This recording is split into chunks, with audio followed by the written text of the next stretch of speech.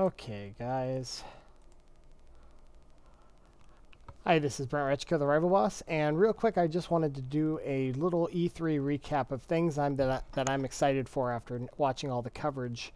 And I just wanted to get this up real quick just to kind of go over some things. So these are in no particular order of the excitement level, but I just wanted to kind of go over some of the things that I'm excited for that I think you should be excited for too. So first off, we have here. Project Scarlett was at least announced, and they at least talked about it a little bit. They came on the stage, or not really on the stage, but they at least acknowledged that it is a thing in the works, and that we actually did get a release date of 2020, next year, holiday season 2020.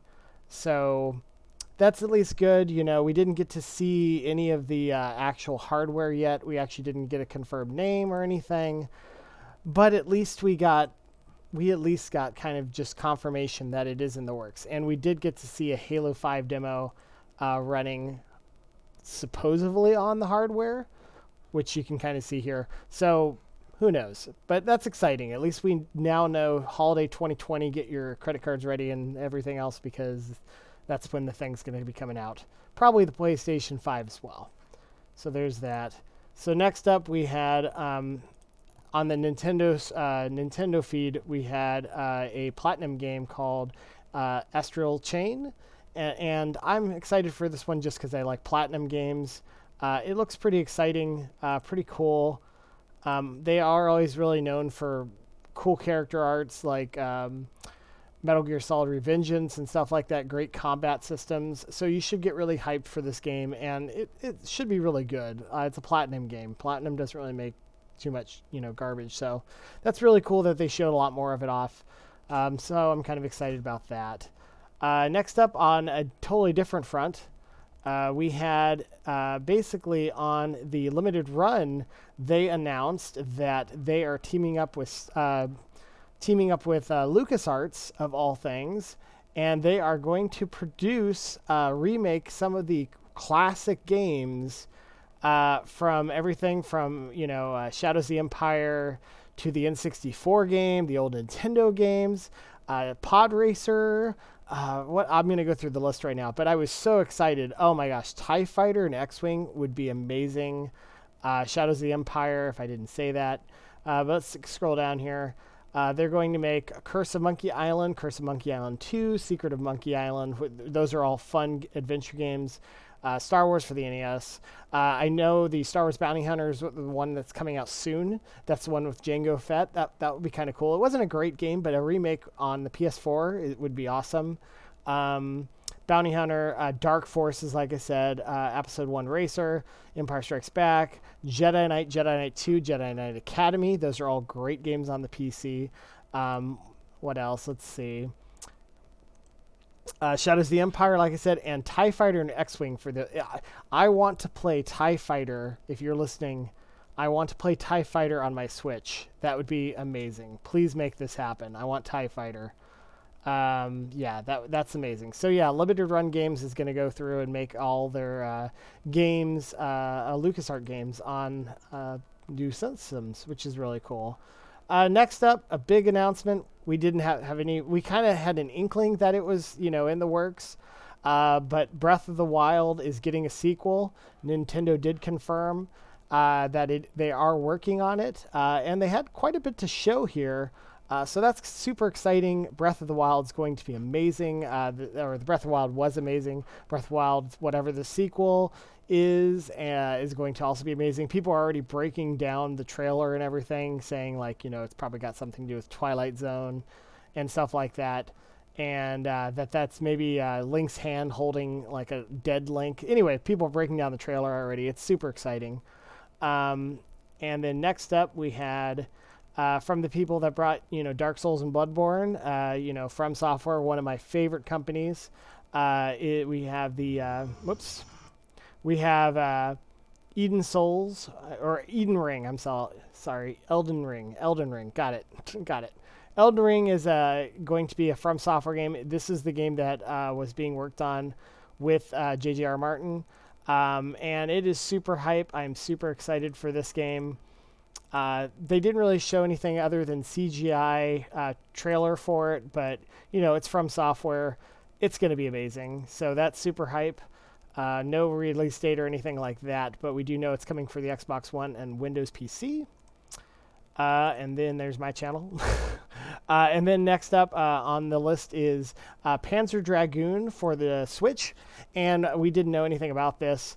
And this looks amazing. I love the original Panzer Dragoon and the sequels. Hopefully, if this one does well, we will get to see also Panzer Dragoon 2, and maybe even Panzer Dragoon Saga, which is an awesome RPG that's worth a ton of money. So, and was only on the Sega Saturn. So, if we support this game, hopefully we'll get the other two. There is word that they're working on those other two, so get hyped. This looks awesome. And then next up, we had basically Final Fantasy VII was shown, the remake. That's super exciting. I'm super stoked. The combat system and looks great. Everything that I wanted. I pre-ordered mine already. Yeah, I'm hyped for this. Like, look at this combat system. And they showed Tifa off for the first time. Looks amazing. Can't wait to see this game and play this game. Supposedly now it's coming out, I believe, on the third month of next year. Who knows? That might get bumped back, but who knows? So we also don't know.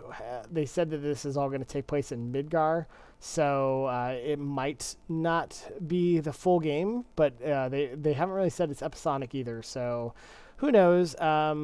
But my guess is it's going to be like 3 different releases. I don't really know what they're going to call it. Maybe 1 game for each disc. But that's super exciting.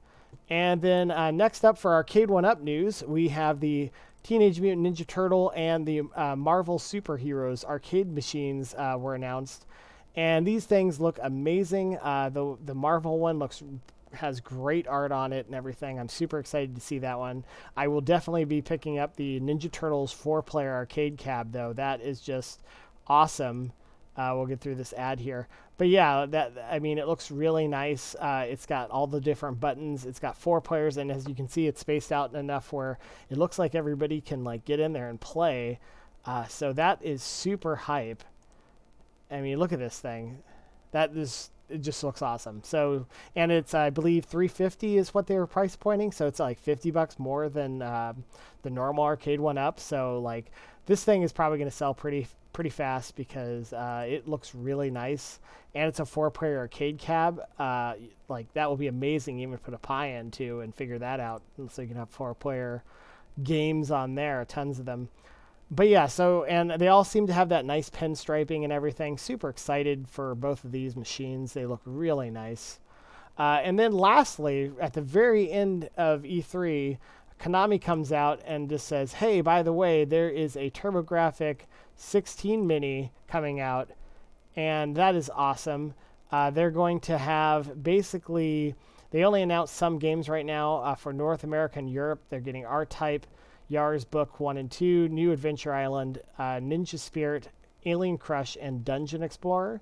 But those are just the games right now that are confirmed. They did say there are going to be many more games coming out for it.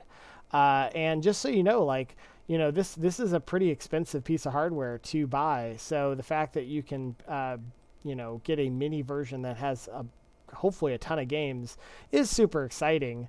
And then they also showed, they are making basically the Japanese and European versions of these as well. We know it as the Turbografx-16, but it's the PC engine across the seas. So yeah, that is super hype. I mean, I can't wait to. But yeah, that's Microsoft was supposed to really step up, and they kind of dropped the ball a little bit. I mean, the best show of the entire E3 is a toss-up, honestly, for me, of Square Enix and Nintendo. I know a bunch of people were also super excited for Banjo-Kazooie on Super Smash Brothers, so that's cool. But anyway, so that's kind of my takeaway from E3. It's kind of a small, not as cool as most years, but we're kind of in a transition year. We're at kind of the end of the life cycle of these consoles. So we should see, next year should be off the hook. And we should see a Sony press conference kind of thing going on in February. That's usually when they do their big thing. So that's probably when they're going to drop the ball, or not, drop the mic on PS5. And then next E3 is probably when we'll get like full, or before that, about the full Xbox, Scarlett, whatever they're going to call it. But yeah, there were also a couple PSVR games that I was excited for, but we didn't really go over those. But yeah, so what did you guys think of E3 this year, and what are you most excited for? Leave comments in the comments below, and until next time, this is the Rival Boss signing off.